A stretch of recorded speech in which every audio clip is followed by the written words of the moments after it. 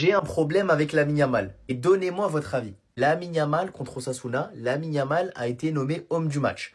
Une chance créée, 3 passes clés, 5 dribbles, 8 duels gagnés, 5 tirs, 50 passes, 103 touches, de la contribution défensive, des tacles réussis. Bref, on pourrait croire que Lamine Yamal a fait un bon match. Et en vrai, son match, il était bon. Il n'y a rien à dire sur sa qualité de passe et surtout sur son implication pour l'équipe. Le mec, défensivement et au pressing, il est hyper investi. Pourtant, les gars, j'ai un problème. J'ai un problème avec le Lamine Yamal de cette saison.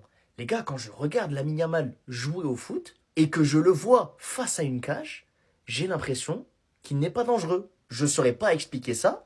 En fait, la saison dernière, quand je voyais Lamine Yamal jouer au football et qu'il approchait des 20 derniers mètres, je me suis dit, mais putain, mais c'est sûr qu'il va encore faire une dinguerie. C'est sûr qu'il va encore envoyer 20 joueurs. C'est sûr qu'il va envoyer une frappe de malade. C'est sûr qu'il va lâcher une passe D que personne n'a vue. Mais les gars, je sais pas là. Cette saison, j'ai pas cette impression.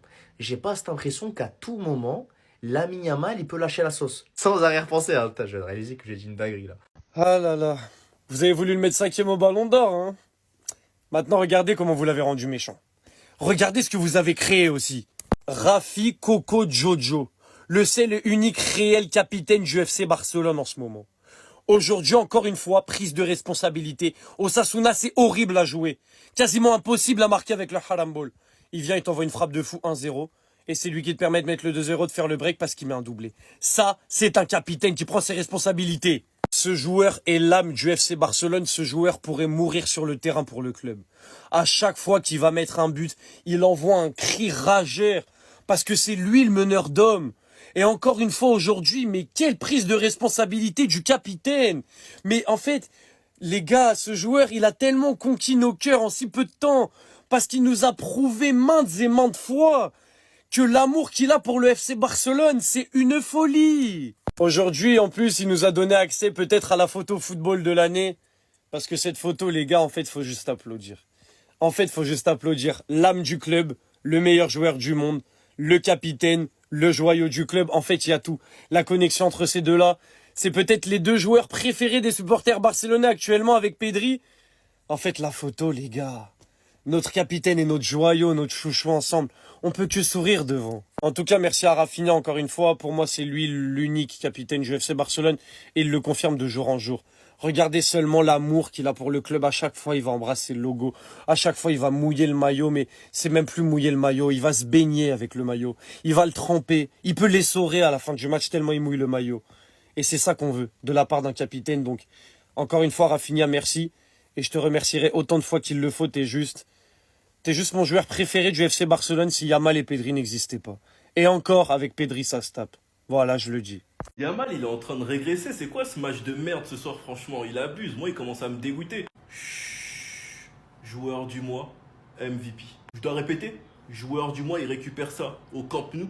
MVP ce soir. Les gars, je sais pas si pendant les matchs vous êtes sur votre téléphone et vous attendez le but pour regarder. Quand vous voyez quelqu'un marquer, vous dites ah finalement c'est lui qui a fait le meilleur match. Mais les gars, un match ça se regarde avec les yeux et c'est pas que dans les stats. Il y a pas que ça. Entre les passes clés, les actions créées, les duels gagnés, les dribbles, le nombre de passes, le nombre de touches, le nombre d'actions défensives, les longs ballons et les tâches défensives encore les tacles. Un match ça se regarde avec les yeux. Lamine Yamal, vous voyez tous très bien le traitement qu'il subit, les prises à plusieurs. Par moment il aura des éclats, il va briller, il va passer entre tout le monde. Mais par moment il doit aussi jouer simple et trouver ce joueur qui est libre car on le prend à plusieurs. Et c'est pour ça qu'il combinait souvent avec Koundé et je trouvais que ça marchait très très bien. Franchement les gars, je vous mens pas, j'ai l'impression qu'on regarde pas les mêmes matchs. En tout cas pour moi à cette allure, le joueur du mois se jouera entre Lamine Yamal et Rafinha. Mais je pense quand même que pour l'instant celui qui est en pole position, c'est Rafinha. En tout cas, le retour de ce duo nous fait énormément de bien. La deuxième partie de saison, ça va péter. Sinon vous les gars, vous en pensez quoi? Ramenez-vous sur Snap Instant, on Victoire du FC Barcelone, 2-0 face à Osasuna. Mais le match que Rafinha nous fait, s'il ne marque pas, si Rafinha ne marque pas dans ce match. Mais bon, l'essentiel est assuré. Maintenant, je voulais parler de Pedri encore une fois. Qu'est-ce que je peux dire sur cet homme? Qu'est-ce qu'on peut dire? Pedri sur ses 8 derniers matchs, 6 de GA. Que des passes. Ça, c'est le football. Lamine Yamal, le match qu'il nous prend encore une fois, c'est n'importe quoi. N'importe quoi, les niveaux qu'il atteint. C'est de la Pedri. Yamal qui est homme du match. Je le donnais soit à lui, soit à Pedri. Même si Rafinha, il marque son match. Voilà, avec tout le respect.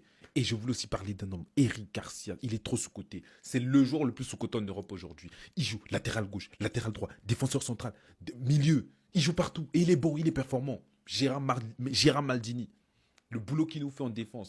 Franchement, victoire compliquée. Alors qu'on jouait bien, Osasuna sont venus, ils ont mis un bus. Un putain de bus, mais on a quand même gagné. C'est l'essentiel. Les 3 points sont assurés. Madrid, demain, préparez-nous quelque chose. La hate watch sera allumée sur vous. On prend 7 points d'avance. Actuellement, le FC Barcelone est inarrêtable. 5 victoires d'affilée sur nos 5 derniers matchs. Et aussi, en Liga, 6 victoires d'affilée. Ça veut dire que nous sommes dans une forme olympienne. Même si, dans le jeu, on va dire qu'il manque encore les derniers gestes. C'est bien. En tout cas, rendez-vous pour les prochains matchs. Ça ne sera pas de gros matchs pour l'instant. Mais on garde le cap et on reste inarrêtable. Merci. 3 nouvelles informations sur le Barça juste après cette victoire 2-0 contre Osasuna. On va voir ça tout de suite. Bon, c'était pas un super match, mais le Barça a fait le boulot. Victoire 2-0 grâce à un doublé de ce monsieur Rafinha. Et on a quand même 3 infos intéressantes à mettre en avant après ce match. La première, elle concerne le positionnement de Rafinha. Hansi Flick a tout simplement confirmé que Rafinha devrait continuer à jouer dans l'axe à l'avenir. Alors j'imagine que c'est en attendant le retour de Dani Olmo, mais pour l'instant, le plan de Hansi Flick, c'est de continuer à mettre Rafinha dans ce rôle de numéro 10. Bon, c'est pas vraiment un numéro 10, mais sur le terrain, c'est tout comme. La deuxième information aussi, et ça confirme ce qui se disait dans les médias catalans ces derniers jours, c'est que Hansi Flick ne compte plus vraiment sur Frenkie de Jong comme un joueur important et Eric Garcia lui est passé devant. Donc clairement, Frenkie de Jong a été déclassé dans la hiérarchie des milieux et désormais Eric Garcia lui a pris sa place. Et on termine par une information statistique. Ce Barça d'Hansi Flick vient de signer la 2e meilleure prestation de l'histoire du club en Liga. De quoi je parle? Eh bien tout simplement de 37 matchs d'affilée avec au moins un but marqué en championnat. C'est tout simplement le 2e record dans l'histoire de club de buts d'affilée en championnat. Le premier il va être dur à atteindre puisque ça date de 2012 et 2013 avec 63 buts marqués par l'équipe de Pep Guardiola et ensuite de Tito Villanova. Donc voilà, 37 buts de suite en championnat, c'est la 2e meilleure prestation de l'histoire du club dans ce registre.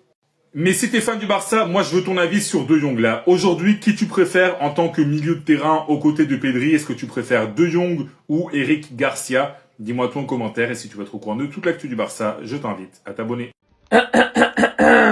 Message à l'attention des Madrilènes. Mais vous serez plus jamais promis en fait les gars. Je sais pas comment vous le dire. Vous le voyez ce classement?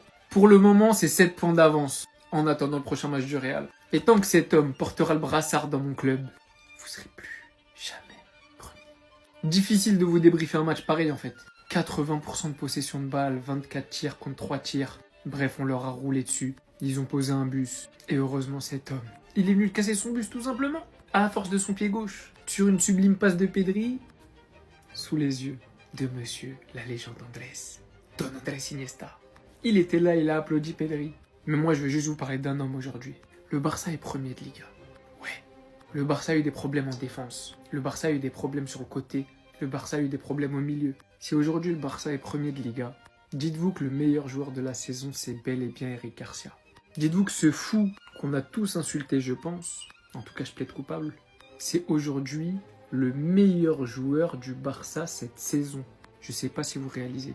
Donc que ça vous rentre dans vos crânes à tous les mecs qui n'ont pas de patience. Vous voyez ce qu'avec du travail et de la confiance, un joueur est capable de faire même dans l'un des plus grands clubs du monde. Attendez, il y avait intérêt, hein. Non, faut le dire, il y avait intérêt. C'était le dernier match du Barça au Camp Nou en 2025, et forcément, on était obligé de s'imposer. Ce soir, tout n'a pas été parfait, mais comme dirait un Madrilène, l'important, c'est les 3 points. Pour parler un peu de la première période, sans mentir, elle a été décevante, parce qu'on a vu un Barça qui n'y arrivait pas, un Barça qui n'arrivait pas à trouver la solution. En supplément, j'ai trouvé que la possession était assez stérile, et qu'en plus de ça, dans les décalages, ça allait à 1 à l'heure. Donc du coup, face à une équipe de Sasuna qui défendait avec un bloc assez compact, bah, c'était assez simple pour eux. À la 23e minute, Ferran Torres avait ouvert le score, pour une passe magnifique signée Marcus Rashford, mais malheureusement, le but a été refusé pour un hors-jeu assez bête. Aujourd'hui, on a vu un Rafinha qui a joué en tant que numéro 10. Et en première mi-temps, honnêtement, j'ai pas aimé. Face au bloc bas d'Osasuna, on voyait clairement qu'il avait du mal. Du coup, il dézonnait pas mal à droite ou à gauche. Et en deuxième mi-temps, Hansi Flick n'a rien changé. Il est reparti avec la même composition. Et on a vu un Barça comme en première mi-temps qui avait toujours du mal. Sans parler du fait qu'il y avait quand même un gros manque d'efficacité. Mais à force de pousser, heureusement pour nous, ça a payé. Rafinha a ouvert le score sur une magnifique frappe à l'extérieur de la surface. Et pour le coup, en voyant son but, je me suis rendu compte d'une chose. C'est que Rafinha, en tant que numéro 10 face à des blocs bas, c'est hyper compliqué pour lui. Mais quand il a un peu plus d'espace, il arrive à être ultra dangereux. 15 minutes après, il s'est même offert un doublé. Et grâce à ces 2 buts, le Barça s'est imposé et prend provisoirement 7 points d'avance sur le Real Madrid. Les gars, j'arrête tout, je coupe tout. Je ne répondrai plus à ceux qui vont parler de ça. Barça Osasuna, Barça Osasuna, Barça Osasuna, victoire 2-0 du Barça. Pedri a encore été décisif et Pedri a encore fait un grand match. Ce qui fait que Pedri, là, sur ses 8 derniers matchs, depuis son retour de blessure, il est sur une série de 6 goals assists en 8 matchs. Et les gars, moi je me dis, si Pedri il commence à faire des stats, mais qu'est-ce que les haters de Pedri pourront lui reprocher? Parce qu'on sait tous, Pedri, sur son niveau de jeu, il est irréprochable parce qu'il est toujours au niveau. La seule chose qui lui manquait pour ses détracteurs, c'était les stats. Sauf que maintenant, Pedri, il commence à avoir les stats. Donc qu'est-ce qu'on va dire? Qu'est-ce qu'on va dire sur Pedri maintenant? Et en plus, ceux qui regardent les matchs du Barça, ils savaient déjà. Ils savaient déjà que Pedri il pourrait avoir 30 passes décisives par saison. Hein. C'est juste ses coéquipiers qui font n'importe quoi. C'est juste qu'il y a des coéquipiers à lui, Ferran Torres, Lewandowski, qui jouent avec des sabates sur le terrain. Pedri titulaire, encore un grand match, encore une masterclass. Vous savez quoi? Je préfère en rire comme lui. Je préfère en rire. Je préfère même plus parler parce que là, il est en train de banaliser ce qui n'est pas banal. Faire des masterclass à chaque match. Vous vouliez le vendre? Non, j'ai pas oublié. Moi aussi, je voulais le vendre. Mais lui aussi, vous vouliez le vendre. Et ça, j'ai pas oublié. Et lui aussi, vous vouliez le vendre. Et lui aussi, on voulait le vendre. Je me rajoute dans le tas. Et lui aussi, vous vouliez le vendre. Et je vais même aller plus loin parce que j'ai pas oublié. Quand il se blessait trop, ça disait c'est bon, faut s'en débarrasser. Non, j'oublie rien. On a l'une des meilleures doublettes au monde. Vous dites ce que vous voulez sur la saison dernière avec De Jong. Et bien évidemment Pedri, qui est considéré comme comme le meilleur milieu de terrain au monde. On a juste le meilleur buteur du Barça cette saison. On a juste un joueur qui a transformé toute l'équipe à son retour de blessure et qui accessoirement a fait une saison ballon d'or la saison dernière en battant record sur record. On a juste un joueur qui est en train aujourd'hui de stabiliser notre défense et d'être le patron de la défense. Oui, je pensais jamais dire ça, mais c'est le cas. Et on a là le meilleur joueur de la saison, qui peut littéralement jouer à tous les postes. Tout ça pour vous dire, la prochaine fois, avant de critiquer un joueur sur une performance, sur une mauvaise passe, une mauvaise période, pensez à tous ces joueurs-là, qui ont été mauvais et critiqués pendant une période, qui aujourd'hui sont en train de faire les belles heures de notre club. Réfléchissez à 2 fois. Et je dis pas qu'il faut critiquer personne, je dis juste soyez un peu patient.